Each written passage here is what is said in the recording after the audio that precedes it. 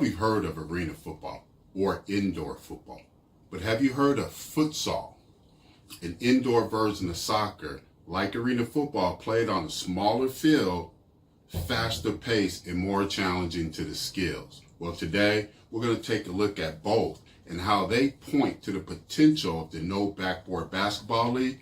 And I'm going to give you my take on the recent announcement that LeBron James' business partner, Maverick, is advising a group of private equity companies to raise $5 billion to start a league to rival the NBA.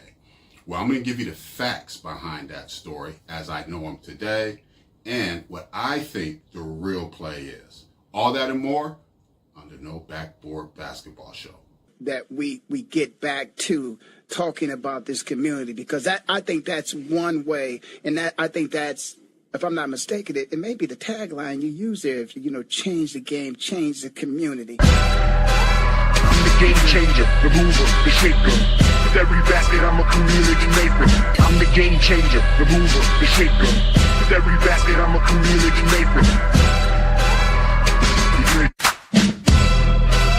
Great question. So, the No Backboard Basketball League, the vision of it is a new recreational basketball platform to provide opportunities for Black and brown individuals to actually own wealth creating assets in the sports space.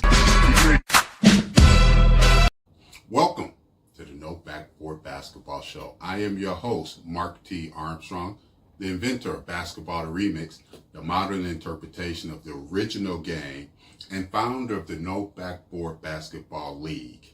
No Backboard Basketball League is envisioned as an alternative basketball development platform, recreational platform, and basketball entertainment platform, purpose to make a positive impact in American basketball. If you want to learn more about my why behind the No Backboard Basketball League, check out my book, No Backboard Basketball, Remixing Basketball as a Catalyst for Change. You can find that on Amazon and support the effort. Go to nobackboard.store. That's nobackboard.store and pick up some gear, download some No Backboard Basketball music, or you can support the effort by buying me a cup of coffee or an adult beverage, and the links for that are in the description. All right. Whenever introducing new concepts or ideas to people on a topic an audience may not be familiar with, it's good to provide them with an existing example of something that's similar to the concept to establish a base and then build from there. I see the No Backboard Basketball League as a unicorn, as a billion-dollar business. And all of our modeling points to the fact that the execution of our business model will not just build a brand worth $1 billion, but actually a business that can drive $1 billion or more in annual revenue. But how? How in the world will we be able to accomplish that? Well, by providing better basketball development experience, a better basketball recreational experience, and better basketball entertainment, while simultaneously, here's the key, while simultaneously developing a generation of basketball players that go on and have all-star Hall of Fame careers in traditional backboard basketball. And both the stories of arena football and indoor soccer provide similar examples that will help you see the potential of what we see with the No Backboard Basketball League.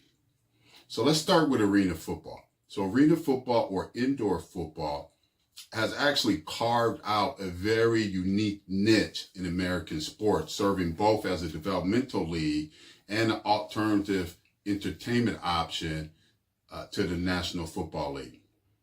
So arena football was founded in 1986 by Jim Foster, the AFL. And at that time, it introduced a high-octane, high-scoring variant of football played indoors in basketball arenas, smaller fields, padded walls around the field, and a tighter field goal. Like our U-hoop, a tighter hoop. Arena football played with a tighter field goal standards. Now, the format was designed indoors because they want to make the sport accessible in smaller markets. And despite intermittent closures, so the AFL has had moments, or indoor football either or have had moments where they have stopped operations, they always seem to come back, either the AFL or a competitor, and each time they come back, they tighten up the rules and the structure to better align themselves to be a feeder league into the NFL. Now, arena football and indoor football have generally significantly contributed to the NFL pipeline by offering a viable alternative for athletes to develop and demonstrate their skills to pro sports. Oftentimes in arena football, they call it Ironman football. Why? Because many of the athletes go both ways. So in arena football, it's encouraged for the athletes to play both offense and defense. And this little extra offense and defense actually provides a more well-rounded, more versatile athlete at the next level. And this has been proven out. Per a quick online search across several different resources, including Wikipedia, there have been a total, get this, a total of 23 athletes who have leveraged indoor football, one league or another, as a stepping stone either to the NFL or the CFL, the Canadian Football League. Now, futsal is even older. Futsal was founded or invented in 1930 by a gentleman named Juan Carlos Siriani. He was a teacher at Montevideo, Uruguay in South America at the YMCA. And he developed this sport for recreational purposes, aiming to offer a football or soccer-like experience indoor for the rainy days. Pretty much similar motivation to James Naismith inventing basketball to have in the YMCA and offering an alternative indoor activity. And that's how we ended up with basketball. They needed an alternative indoor recreational activity to play during the New England winters. Now, futsal at the time combined elements of football, basketball, water polo, and team handball. The first rule book for futsal was established in 1933. Futsal quickly gained popularity in South America, leading to the formation of the first futsal federation in 1965.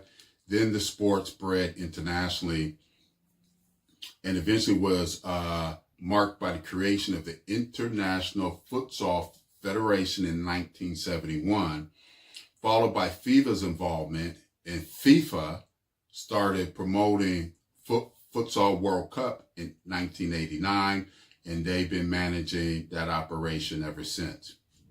So today, futsal is played worldwide, has a significant following in Europe, Asia, and South America, and it has evolved from a regional sport to an international sport recognized by FIBA with major tournaments around the world. Now, futsal has been instrumental in the development of soccer skills due to this fast-paced nature on a smaller pitch or smaller field and emphasizing quick decision, technical ability, and creativity. All traits are reflective in the experience players have playing no backboard basketball. Many, and this is awesome, many soccer legends, including Pele, Diego Maradona, Lionel Messi, Cristiano Ronaldo, have credited futsal for enhancing their skills. Futsal has influenced soccer training methodologies, with coaches integrating futsal sessions in with the traditional soccer training session. So get that. That's like in the middle of a basketball practice. They throw the hoops up, roll out our U hoops, and do some training on our No Backboard Basketball U hoops. That's what that's communicating there. So the tactical aspects of futsal, like maintaining possession in tight spaces, have also seeped into traditional soccer. Both indoor football and futsal, indoor soccer, have proven to be both standalone sports and entertainment products, while simultaneously serving as a skills development for players and an exposure platform for players to launch athletes into professional football or professional soccer. Both sports are delivering athletes to the NFL Hall of Fame and the Global Soccer Hall of Fame. So both of these alternative sports, these sports that have scaled down the playing surface, have sped up the game, have introduced equipment that challenges your skill set, the tighter field goal, the shorter field in arena football and futsal. They use a ball, I think it's slightly smaller, but it's heavy. It's heavier than a soccer ball. And the working with that futsal soccer ball significantly enhances ball control skills, thus the tactical precision in tight spaces. Every athlete who's ever participated in one of our No Backboard Basketball League proof of concept events points to the potential and expectation that the No Backboard Basketball League can achieve similar results within the basketball ecosystem.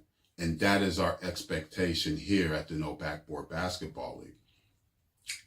That our sport will serve as both an independent, standalone basketball sport and entertainment product, while simultaneously being a development platform that develops specific skills and athleticism that translates into traditional basketball and develops basketball athletes that go on to have highly successful basketball careers around the world. And eventually we'll have our own basketball Hall of Famers that come and started within the No Backboard Basketball community. And that, folks, is the mission at hand. Tired of the three-point obsession, the commercialization of youth basketball, and a game where skill development takes a backseat? Introducing No Backboard Basketball, remixing basketball as a catalyst for change. This isn't just a book, it's a movement. Rediscover basketball's roots, where the focus is on community, creativity, and real opportunities for Black and brown youth. No more barriers for families without deep pockets. Get your copy on Amazon now and join the revolution that's changing the game and changing lives.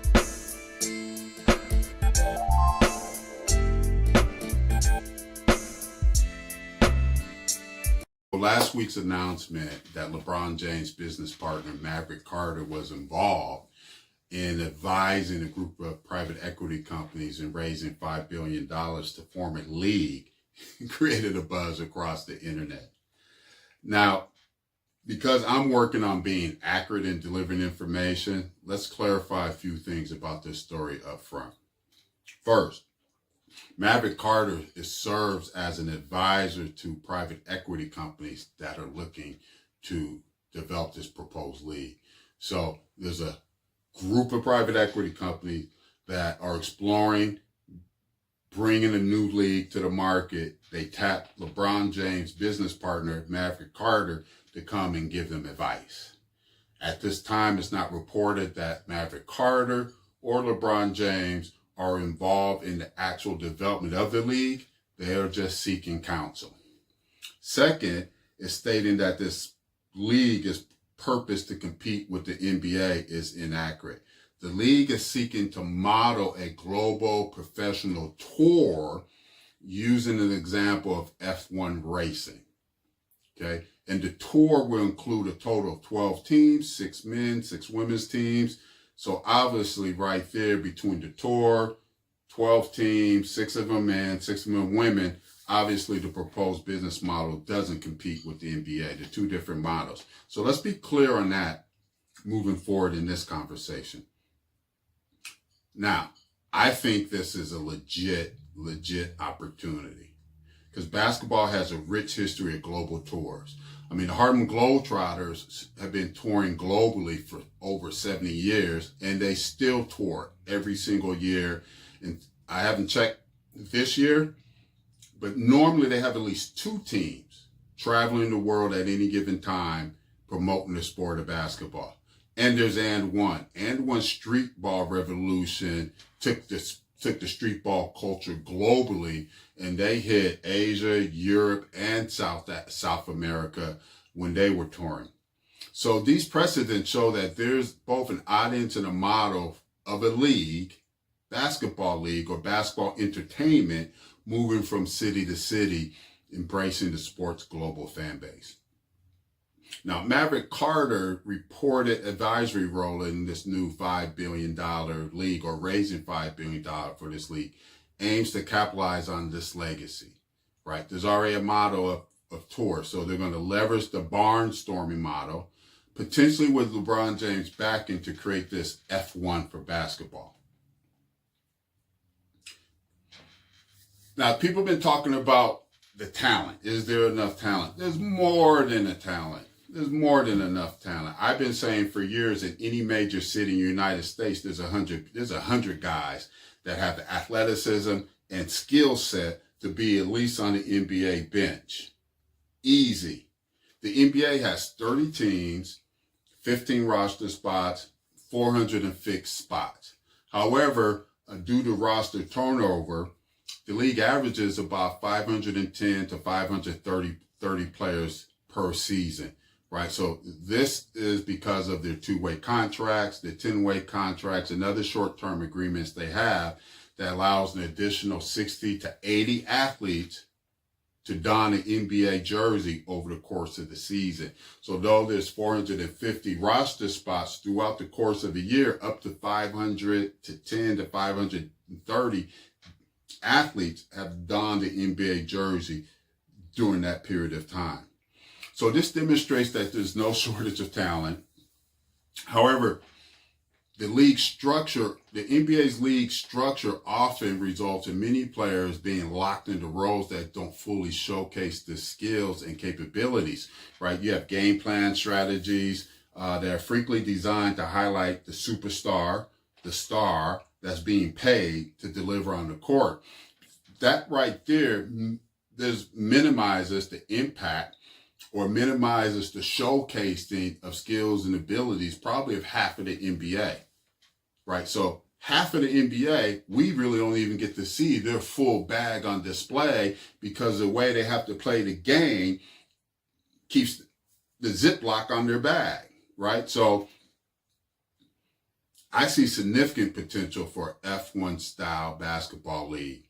Again, this concept isn't new. The model has already been proven. And with today's basketball athletes earning millions of dollars, building robust financial portfolios, and becoming more financially literate, the modern player not only has a global fan base, but brings a level of sophistication to the sport these days. So let's clarify a few things. What in the world do they mean by F1 style? This is what I'm interpreting, right? Because when you say F1, you have to consider that F1, Formula One racing, is the most prestigious, most elite racing competition globally, attracting the famous, the wealthy, and social elite. So if you overlay that branding on a basketball tour, it suggests that these events could be designed to offer a prestigious basketball experience to the world's social elite in a more intimate setting. Right, so given basketball's rising global status, this could very well be the vision for this future sports league. I believe this type of experience is exactly what the investors Maverick Carter is advising that they're advising has in mind, to create a more luxurious, intimate basketball experience for the world's richest and most influential fans. Again, that's my personal guess. The challenge is to break the NBA's hypnotic hold on the global basketball fans. Trust and believe. Any basketball brand that comes to the market eventually is going to be compared against the NBA, And there's a cognitive dissonance that goes on when you talk to NBA fans and you try to present an alternative, an option. They can't fathom anything being as good as the NBA. So that's why I think tapping Carter as an advisor and potential investor made so much sense. Just look at the amount of PR and speculation that was generated on this story in just a few days, both by the media and content creators like myself. There are only a few basketball brands that can instantly capture the hearts and minds of NBA fans and get them to think outside the box. And I think that's Magic, Michael, and LeBron. See, but LeBron stands out as a disruptor. An NBA athlete that has contributed to the game as much. LeBron has stirred up as much animosity within NBA circles for his disruptive impact as he's received praise for empowering players for the player empowerment. Of the three, LeBron has already shown that he's willing to challenge the system and prioritize his personal aspirations over league norms. And this is why I can see LeBron doing the Michael Jordan. I can see LeBron retiring from the NBA to join this tour as its marquee figure and draw for the league's first few years of this proposed tour. Right? So, I think we're in an era where platforms can create new stars. But what comes first? The star or the audience that appreciates the star? What makes sense, or what makes the most sense to me in all of this, if Maverick and LeBron ended up being involved beyond just advising these investors and joined the tour. Now imagine LeBron James retiring from the NBA, and he still has some tread on the tires, right? Still got some tread on the tires, and become the headline talent of this tour to ensure it gets off to a great start. Okay? This, my friends, I think is the play that makes the most sense, right? LeBron retires from the NBA, plays for this league for some equity alongside a salary that's comparable to what he earns in the NBA, and maybe he plays 40 games that are spread out over the course of several months, right? This will grow his global fan base, establish a new professional league's footprint in major cities around the world, all the while increasing LeBron James' overall value and his portfolio. The question isn't if there's not enough talent or interest, but whether this new league could capture the imagination of fans worldwide, much like F1 racing has done.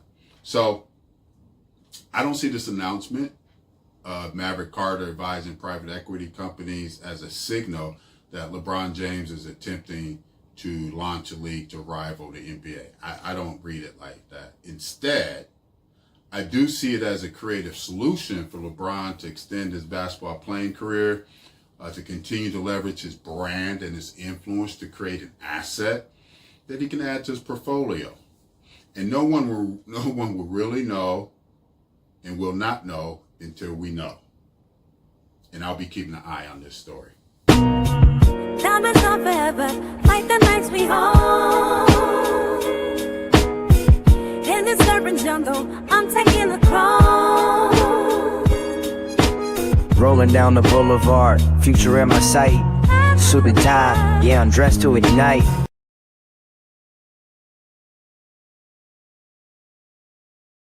So what do you think is the most surprising thing about this whole experience?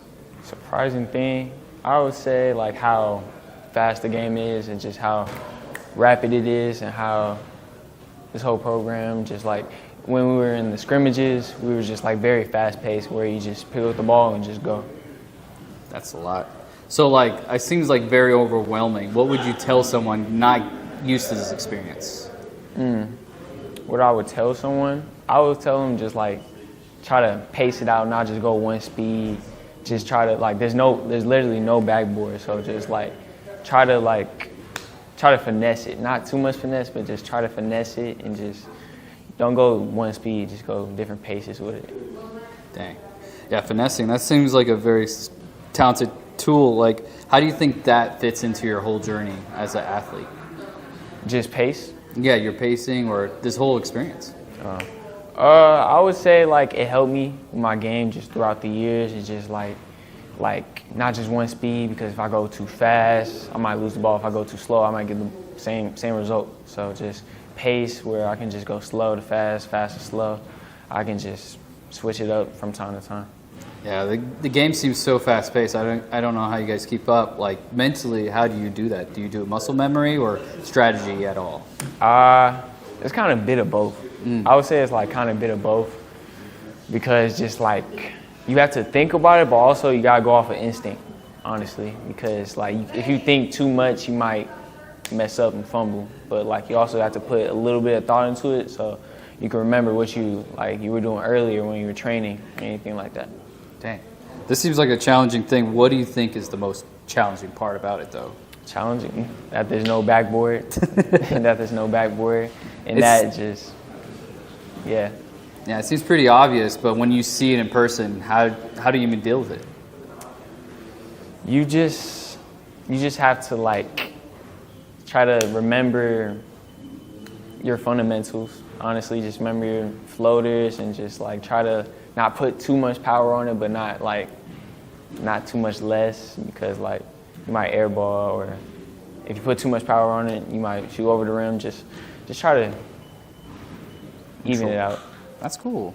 There seems like there could be a lot of errors. How do you mentally prepare yourself for those errors or mistakes?